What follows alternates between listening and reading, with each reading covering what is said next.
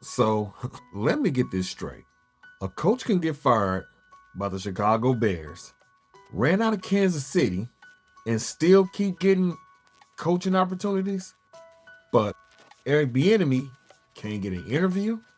Brian Flores had to file a lawsuit just to get the truth to come out. Yeah, we're not talking about football anymore. No way.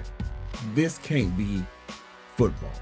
Let's talk. He was the head coach of the Bears for 4 seasons. 4 years of confusion, 4 years of excuses, 4 years of an offensive identity that nobody, including his own players, could explain.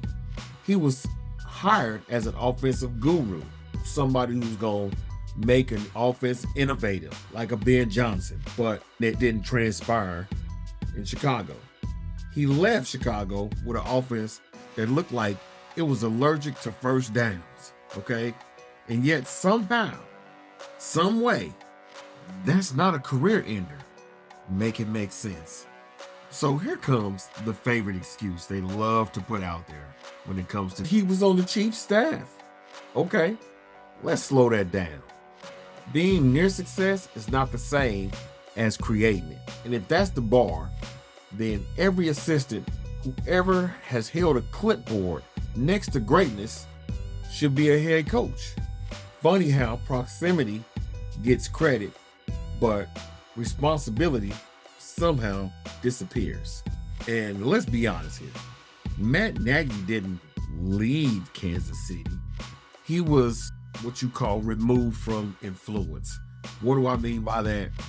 He had an opportunity to re-sign a contract with the Chiefs. He did turn it down. He did not re-sign the contract.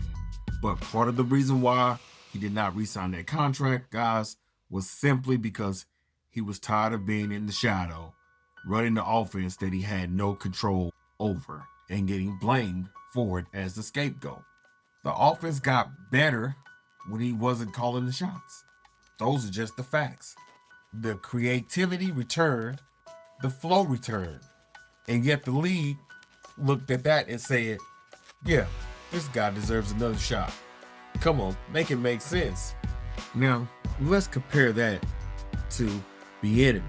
Same staff, same offense, more responsibility, Super Bowls, elite offenses, quarterbacks thriving, and the league response was, we're just not sure. Not sure what exactly. His resume, his results, or your comfort level.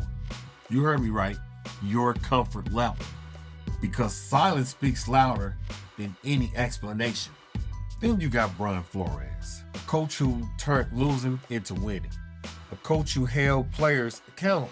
A coach who didn't smile through no nonsense. And suddenly, the problem wasn't performance, it was the personality, which is funny because strong leadership somehow only scares people when it comes in the wrong packaging. You heard me right, the wrong packaging. Here's the real issue. The NFL loves familiar failure more than uncomfortable success.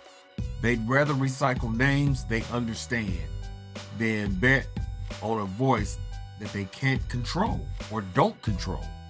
Failure with the right look is forgivable. Success with the right tone is threatening to the NFL. And this is why the fans get frustrated, because they're told it's a meritocracy. But merit apparently depends on who you are, not what you've done. Matt Nagy fell forward. Bieniemy waits. Brian Flores fights. That's not a coincidence. So here's the question. What exactly does a coach have to do to not be considered? Because failure doesn't disqualify you and success doesn't qualify you. Then this was never about football. Let me know in the comments. Is this just optics, or is the NFL telling us exactly who it's comfortable listening to? Because at some point, the pattern becomes the point.